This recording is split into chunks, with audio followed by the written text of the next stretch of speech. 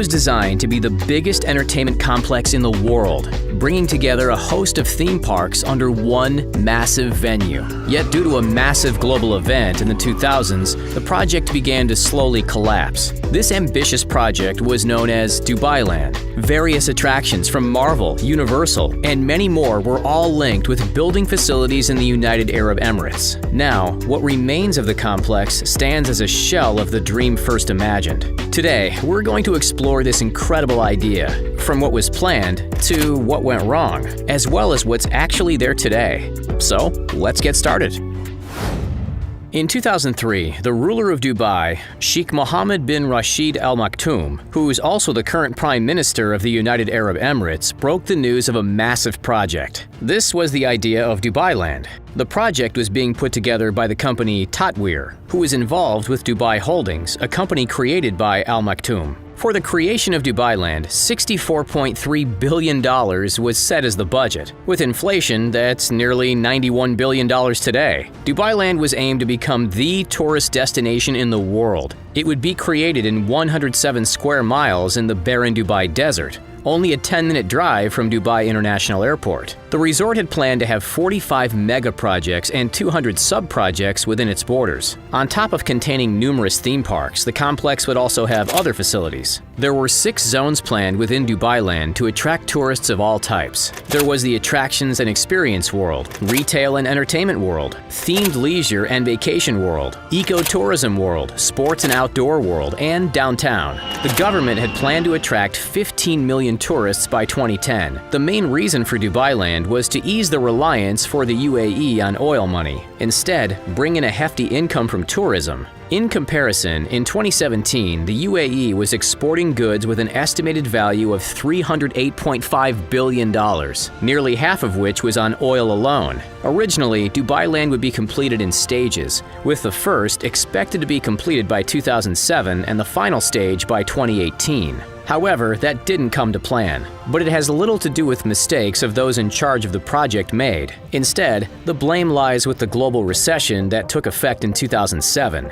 It wouldn't be until 2009 until the so-called Great Recession ended, with some economists stating that it was actually 2013. One of the biggest contributing factors was the collapse of the housing bubble. Essentially, in the years prior, U.S. banks had created mortgage loans that relied on the expectation that house prices would keep rising at the same rate. The banks then sold these packages around the world to other banks. The world banks believed these packages were safe. In 2005, interest rates rose and homeowners defaulted on their mortgages. Banks in the US and across the world began to lose a lot of money. The mortgages the world banks purchased were found to essentially be useless now. All these banks saw their assets plummet. This had a knock-on effect on the economies of countries all over the globe. Middle-class families in the U.S. had a median income of $106,591 in 2005. By 2011, it was $68,839. So with all these global financial issues at the time, Dubailand was also severely affected. In 2008, the project was put on hold indefinitely. Nothing was being built in the complex. Across all of the city of Dubai, half of the building projects were canceled or suspended. Nearly all Dubailand employees were let go from the project. In 2011, the developers had to go into extreme cost-cutting measures. It was realized that the dream of a massive park was now impossible with the collapse of the UAE's real estate market. They had to aim for something more manageable within the confines of the broken market. In 2008, the average sale price of a villa in Dubai peaked at around $681,000. By 2011, the average had dropped to around $490,000. Not long after the announcement of this downsizing, many of the big-name franchises that were involved with projects within Dubailand began to pull out of their deals. One of the canceled projects was the installation of Universal Studios Dubailand. In 2007, Universal and Dubai Holdings agreed a joint venture of $2.2 billion. The facility would have 5 areas that would be differently themed. By June 2008, the project first broke ground on site. Not long after, along with all other building work, the creation of the studio was put on hold. For a while, talks between the two companies would continue in regards to restarting the building work. During those years, a gateway with Universal's logo that had a road leading to nowhere would be left alone. By 2016, the partnership to create Universal Studios Dubailand was officially called off. During 2008, the Dubailand creators announced an agreement with Merlin Entertainment, all for the cost of nearly $250 million.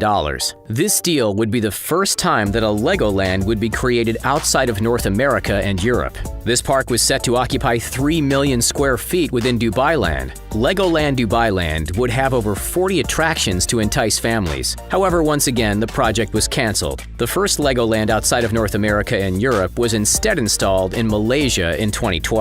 Dubai would get a Legoland in 2016. It was installed at the nearby facility, Dubai Parks and Resorts. In 2000, the London Eye was completed. The Dubai government wanted to have their own giant Ferris wheel, so in 2006, they announced they had plans to create their own. It was set to be 607 feet tall, far taller than London's 443-foot wheel. This project was called the Great Dubai Wheel. It was planned to have 30 capsules for tourists to enjoy. The completion of the project was marked for 2009. The cost of building such a device was around $68 million at the time. However, by 2012, the plans for the Great Dubai Wheel were scrapped. The reason was said to be due to cost-cutting measures. A replacement wheel was considered, but in the end, nothing came of it. One of the giants of American theme parks, Six Flags, agreed to a deal with Dubailand in 2008. This would lead to the creation of a huge 5 million square feet facility within the complex. It would have been the first Six Flags park outside of North America. The facility was set to be opened in 2011. However, those plans soon collapsed. The deal between Dubailand and Six Flags was eventually called off. Yet Six Flags still wanted a park in Dubai. As such, they struck a new deal with Dubai Parks and Resorts. This new area was set to open in 2019. However, news broke shortly after the deal that Dubai Parks and Resorts lost a whopping $302 million during 2017. With the financial issues building, the new deal was also called off. Prior to the MCU becoming the juggernaut it is today, during 2008, the UAE was due to get a taste of some Marvel superheroes. The company agreed a deal with the Dubai developers to have a 4.5 million square foot park installed within the Dubai complex. In the year prior, Marvel had originally agreed a deal to have facilities at Al Ali Park. The cost of this development was priced at a cool $1 billion. The new home of the Marvel superhero theme park was set to open in Dubailand in 2012. Yet, due to Disney purchasing Marvel and the global recession, the plan was scrapped.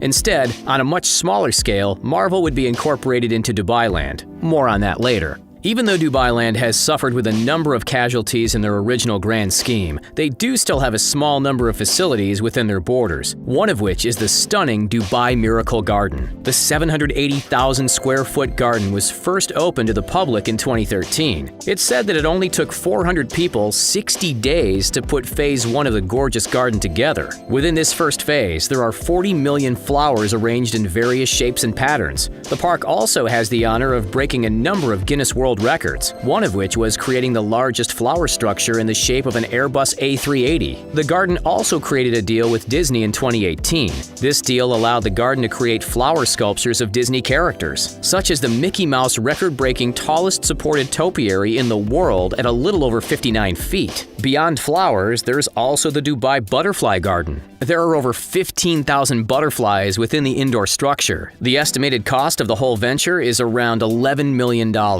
With the lack of amusement parks, Dubailand has doubled down on creating high-quality properties within the complex. In 2012, Dubailand gave a contract to the property developers Shipurji Palanji. This contract would have the group create Mudan residential area within Dubailand. Many of the properties inside are stunning. However, they can also be pretty expensive. One of the Mudan properties is this 5-bedroom villa based in a gated community. It comes with its own ensuite maid's room on top of the many bedrooms. The master bedroom also has a balcony. The villa also comes with a swimming pool. It's currently on the market for $3,280,000 United Arab Emirates dirham, which is around $893,000. Another property in Dubailand is based in the Nad Al Sheba Nature Reserve. This villa has 5 bedrooms and 6 bathrooms. It too comes with a dedicated room just for the maid. This villa also has access to the Trump International Golf Club Dubai, which opened in 2017. The club was originally named after Tiger Woods before being changed. There is also access to the outdoor Skyview Cinema. The villa is currently on the market for AED $6,947,000. That's nearly nearly $1.9 million.